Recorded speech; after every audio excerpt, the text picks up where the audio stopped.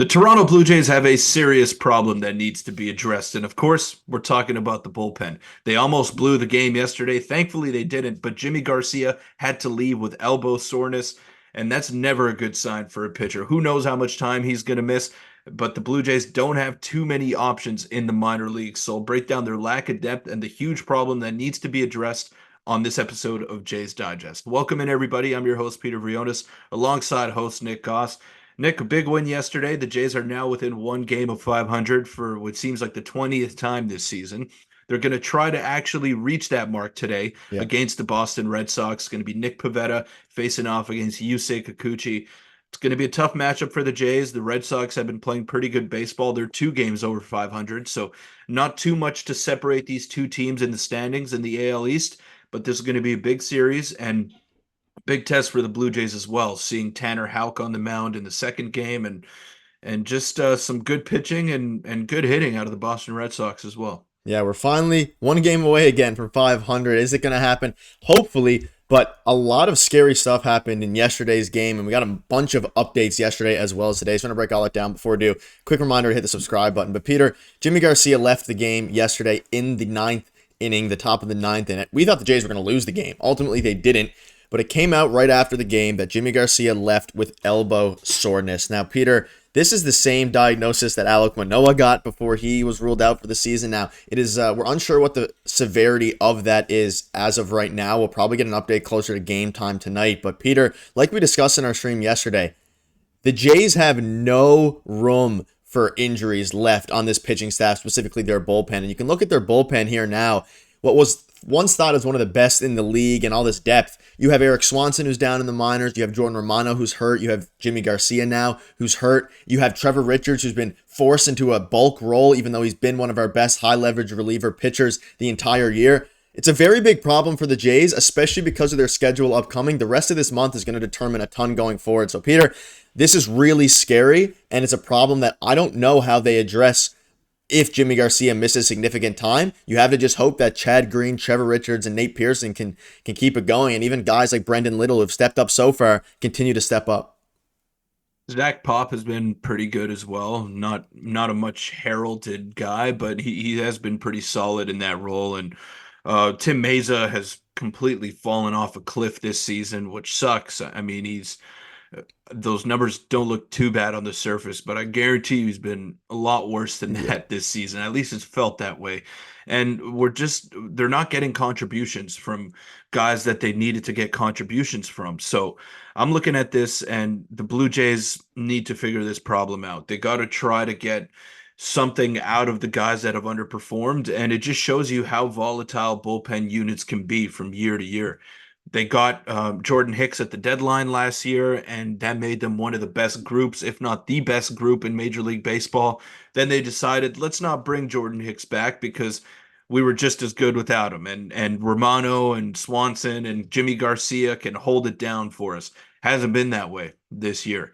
If it wasn't for Jimmy Garcia, who's the only one with a positive wins above replacement in that unit this year, I don't know where this team would be. Probably 10 games under 500. That's how crucial he has been to this squad. But Nick, it just shows you that you never know what to expect out of relievers. They could blow up at any time. They can have one down season. They could have one great year. You don't know. It's very hard to forecast. So that could be an area of need for the Blue Jays at this year's trade deadline. Maybe they'll have to go out and overpay for a reliever for what seems like the third year in a row because they don't have enough on their active roster, even though they could have addressed the problem in the offseason by bringing back Jordan Hicks or doing something of that nature, but they didn't. So now they kind of have bare bones in that unit there, and they got to make something out of nothing. And guys that weren't expected to step up are going to have to step up now. Yeah, and keep in mind this ERA, these are career ERAs. These aren't ERAs this season, so that's why some of the numbers look better. Yeah, that's why some of the numbers look better, but it kind of just goes to show, Peter, you look at the depth of these guys. At one point, the bullpen was supposed to be so good, and now you have one injury like this. And let's get into a couple more of the updates that are going on here. Ricky Tiedemann is back. The top Blue Jays prospect has been assigned to the Florida Complex League. He had a very rough first start. 5 batters, 4 of them reached. But the important thing was, of course, getting him back. But Peter, the big thing is here, like Ricky Tiedemann was once thought to be a potential starter for this season and was most likely going to pitch this season. But now it is great to see him healthy again, but he's not necessarily super close. So you don't have him who's available. You don't have Jimmy Garcia, who is going to be out and miss some time, and Jordan Romano. And then you look at this bullpen. Maybe Ryan Burr comes back up. Brendan Little continues to step up, but that's asking a ton for a team that is trying to compete. And maybe we see Ricky Tiedemann, maybe we don't, but it is good to see him healthy and back on the mound. But he doesn't seem close to ready, which is perfectly fine. They probably shouldn't rush him anyway. But this was kind of the scenario where we were thinking before the season, if everything played right, this would be the time that Tiedemann comes up, whether that's out of the bullpen or as a starter. But because of the injuries that have happened, the Jays are not getting lucky with injuries at all this year, and they did last year. So they quite the opposite fortune this year. Well, the Jays don't have a reliable lefty in that bullpen, and that's a serious problem. I mean, I don't know about you, Nick, but I don't trust Genesis Cabrera in a high leverage situation. Not the way that he's pitched this season. He has been better as of late, but still, the control is wonky, and you just don't know what you're getting out of the guy. Tim Meza has been totally unreliable. I think his ERA is in the fives. It is, yep, His career 5.6. ERA is doing him a lot of favors on that graphic over there, but he's in the fives this year. So I don't trust him in high leverage either. So those are the two lefties that the Blue Jays have, and Brandon Little, of course, who has been getting those leverage looks ahead of those two guys that are established MLB players. So that just shows you where the depth is at right now in terms of left-handed pitching in the bullpen. So if you fast forward, let's say a month from now, and Meza and Genesis Cabrera are still not cutting it, that's the time that Ricky Tiedemann comes in and you try to get something out of him in a bullpen role. I don't think him starting is a realistic possibility for this season, probably for next season, but with all the injuries and him being in and out of the lineup, I don't know if him starting any games is in the Blue Jays' best interest for 2024. So I fast forward a month from now, if the guys are still performing the way that they're performing, I think Tiedemann slots into a leverage role in that bullpen because there's just nothing else out there. And no one in the organization has the stuff that he possesses. So that's another check mark in my book as well. He's got to string together a couple of good outings, a couple of healthy outings in a row in order for him to get an extended look. But I think it's a real possibility. Yeah, and it's good to see him back, and it's good to see, obviously, Ricky Tiedemann healthy again. And the fact that he's on the mound right now is just a very positive sign. So we'll see what happens with him over the next few weeks. We'll definitely keep you updated on that. And Peter, one quick note before we do wrap up is Joey Votto is now going to be ramping up to potentially play some games. And I'm just going to ask you this before we do wrap up. Do you think Joey Votto gets a chance to play for the Jays at all this season? Vogelbach is gone. Maybe there's a little bit of a spot open, but the Joey Votto story hasn't ended yet. He might be coming to the Blue Jays at some point this year, even though right now it's going to be good to see him play in the major league organization, not necessarily the MLB, though.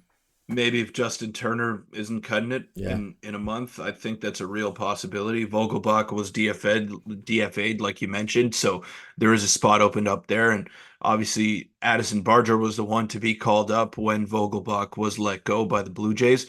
So if Barger keeps swinging it well, it might be tough for Votto to crack the roster. But then again, if Justin Turner keeps on struggling, the Jays might just be better off eating the rest of his money on his contract because it is only a 1-year deal and giving Joey Votto a chance because he can't be much worse. And you know that Votto, in the past couple of years, we saw a thread from Chris Black at the beginning of the season. Votto just mashes fastballs, something that this Blue Jays team has really had a tough time doing. So he's really, as his bat speed started to get slower and as he got older, he really started to sell out on fastballs. Like on 95 plus, he's elite at hitting those, struggles against the breaking ball because he's really gearing up for the heater. So I think that's an added wrinkle that could really help this lineup if he were to come up. And if it were to be for anybody, I believe it would be Justin Turner if he's still not swinging the bat nicely in about a month or so.